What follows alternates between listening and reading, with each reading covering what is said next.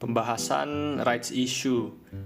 Dari sisi emiten dulu, tujuannya adalah untuk mendapat pendanaan yang baru, yang mirip-mirip IPO.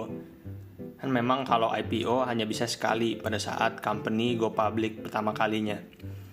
Nah, kalau sekarang company atau emiten ingin mendapatkan pendanaan yang baru, caranya adalah dengan rights issue. Rights issue ini sama dalam hal mereka mengeluarkan lembar-lembar saham baru yang bisa dibeli oleh investor. Nah, lembar saham baru yang dibeli ini akan mengenerate uang, mengenerate modal yang digunakan biasanya untuk ekspansi, bayar utang, modal kerja. Nah, kalau tujuannya sendiri itu tergantung emiten masing-masing. Nah, kalau dari sisi investor, tadi kan dibilang ada keluar lembar-lembar saham baru. Jadi, investor yang mengikuti rights issue ini mempunyai hak, bukan kewajiban, untuk membeli lembar saham baru. Jadi maksudnya adalah kalau tidak mau dibeli lembar-lembar saham baru ini ya bisa aja.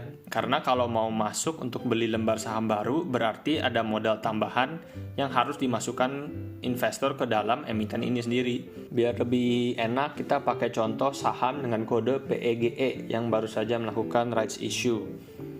Nah, saham PEGE ini mempunyai rasio 3:1, yang berarti setiap pembelian 3 lot saham PEGE, investor akan berhak mendapatkan 1 buah rights untuk membeli lembar saham baru di harga 100. Nah, untuk faktor ini bisa dihitung dengan rumus saham lama ditambah saham baru dibagi saham lama. Nah, kalau untuk PEGE ini berarti 3 ditambah 1 dibagi 3 sama dengan 1.3333. Nah, faktor ini hanya untuk menunjukkan berapa sih inkrementasi kenaikan saham lama dibanding saham baru. Nah, kalau dari sini kan PEGE jumlah saham lamanya 3. Nanti saham baru akan menjadi 4. Berarti ada kenaikan 33,33%. Nah, untuk rasio ini sendiri ini juga inkremental ya, berarti kalau belinya 6 bakal dapat 2 rights, kalau belinya 30 bakal dapat 10 rights. Ya, untuk setiap kelipatan 3, investor akan berhak mendapatkan 1 buah rights. Lanjutnya untuk cum date. Di sini cum date-nya ada di 6 Juli 2026. Cum date ini menunjukkan bahwa semua pembelian sebelum 6 Juli atau pembelian pada tanggal 6 Juli berhak mendapatkan rights. Nah, setelah cum date berakhir, kebesokan harinya adalah ex date. Nah, di tanggal ex date ini adalah tanggal di mana rights akan didistribusikan kepada investor. Di tanggal ini juga harga saham PEGE akan turun. Kalau investor baru beli saham PEGE di tanggal ex date ini, mereka tidak akan mendapatkan rights. Nah, kenapa di tanggal ex date harga saham pasti akan turun? Kita ambil contoh, misal sebelum rights issue, harga 1 lot saham PEGE 200 dan harga rights issue itu sendiri ada di angka 100. Di tanggal X date, setiap 3 lot akan diberikan 1 rights untuk memberi lembar saham yang baru.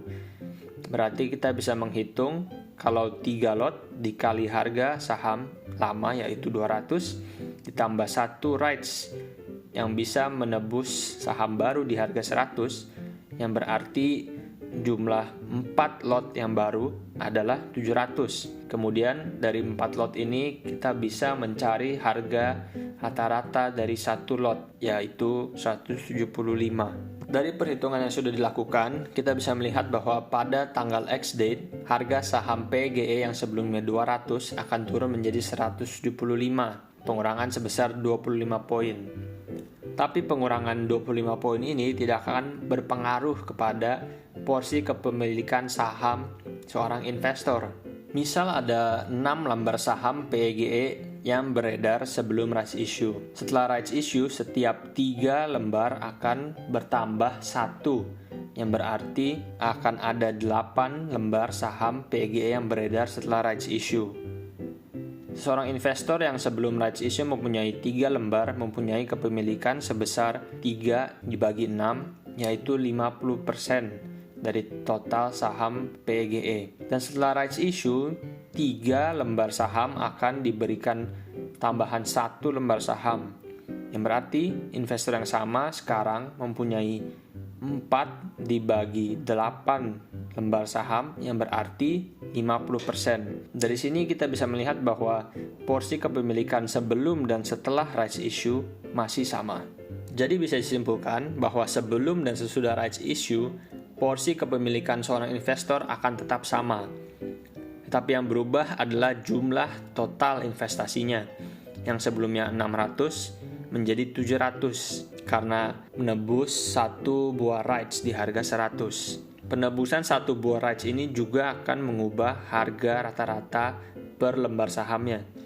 Yang sebelumnya 600 adalah 3 lot, berarti satu lot sama dengan 200. Sesudahnya akan menjadi 700 sama dengan 4 lot, yang berarti satu lot ada di harga 175. Di awal dibilang bahwa rights issue untuk seorang investor adalah sebuah hak, bukan kewajiban. Dari contoh yang sebelumnya diperlihatkan, seorang investor ini memilih untuk menebus rights yang mereka miliki, yang berguna untuk meng-average down harga per lembar saham. Jika seorang investor tidak memilih untuk menebus rights, maka bisa memilih untuk menjualnya. Dan penjualan ini akan menghasilkan untung.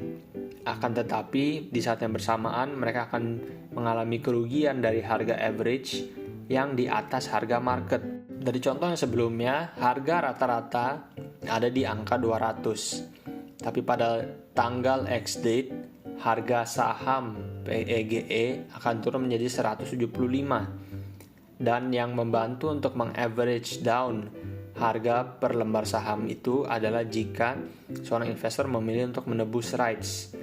Maka, jika seorang investor tidak menebus rights tersebut, harga rata-rata per lembar saham mereka akan tetap di angka 200, sedangkan harga market saham PEGE ada di harga 175.